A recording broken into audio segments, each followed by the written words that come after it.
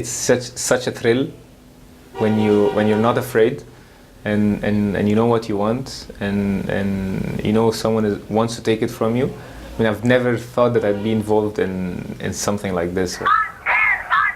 Abu Bakr Makhlouf stands in his office and marvels at the video he took while protesting against Egyptian President Hosni Mubarak. He'd never been politically active. This time it will be an investment. But a few days after the uprising began late last month, he went to Cairo's Tahrir Square to see it for himself. That's when police started firing on the crowd, and he was caught in the middle. And suddenly I felt great. I felt liberated. I felt, hey, this is what I don't like, and this is what they can do, and it's not scary, and we can change it now. Look at all those people.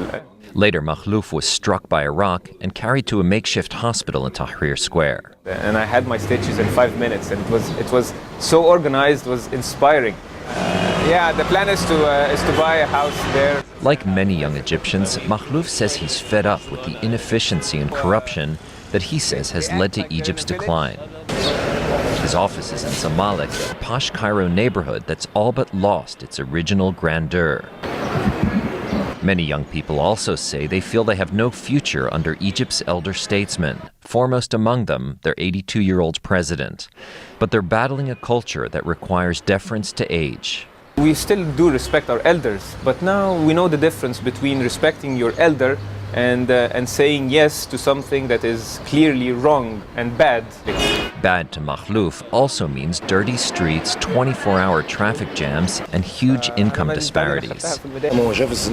He says he doesn't mind if Egypt's economy suffers because of the demonstrations. It doesn't mean much to me if I get super rich right now and still look at very poor people in my country. Then it does not make sense to me. Nerimen El Khessin took time off from her banking job in London when she saw the violence in Cairo's streets. Now she's on her way to Tahrir Square with provisions to help the demonstrators. We want freedom of choice, we want freedom of expression. We don't want people to go out in a demonstration and get killed. Many Egyptians of her age admit they do not know how to solve Egypt's daunting problems, but they refuse to accept autocratic rule for another 30 years, because for them, that is a lifetime. Jerome Socolovsky, VOA News, Cairo. Did anything happen? I mean, nothing happened in Zamalek, but there was a lot of worries that things might happen. I mean, I spent